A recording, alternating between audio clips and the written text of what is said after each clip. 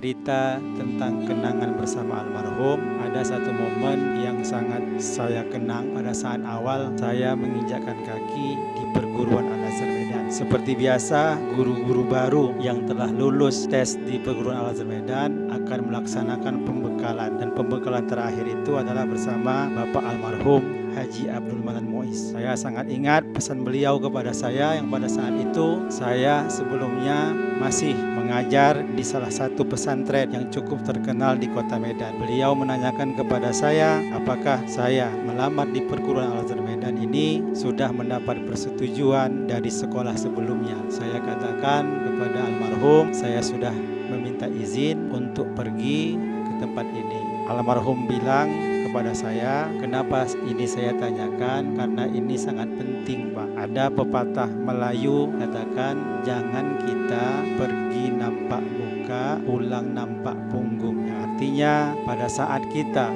meninggalkan instansi yang lama, kita harus tetap permisi sesuai dengan keadaan kita pada saat datang dulu.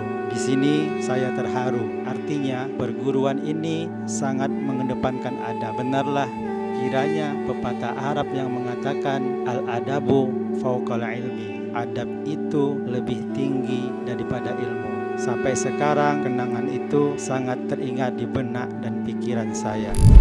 Beliau menurut pendapat saya yang mendampingi saya, dia adalah sebagai sosok sang inspirator dalam kehidupan saya. Saya melihat kegigihannya di dalam perjuangan, di dalam keluarganya, kemudian di dalam mendirikan sekolah. Sosok tokoh, sang inspirator, kemudian menjadi panutan. Beliau adalah seorang pekerja keras, gigih, penyayang, dermawan.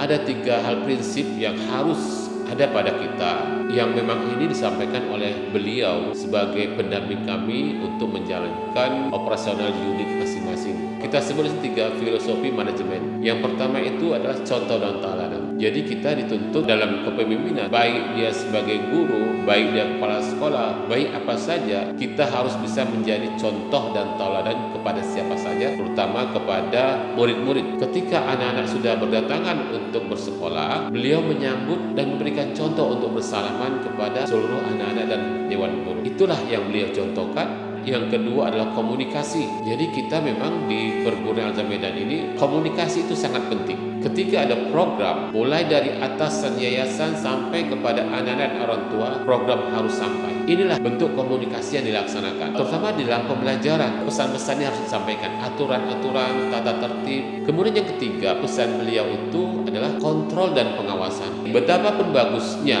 kepemimpinan kita, betapapun bagusnya program kita yang kita laksanakan, tanpa pengawasan dan kontrol itu tidak ada artinya.